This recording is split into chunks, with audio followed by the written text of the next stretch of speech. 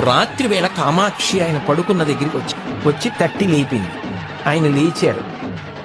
కేశపాశాన్ని తీసి ఇలా చూపించి ముట్టుకో అంది. ఆయన ఇలా ముట్టుకున్నారు.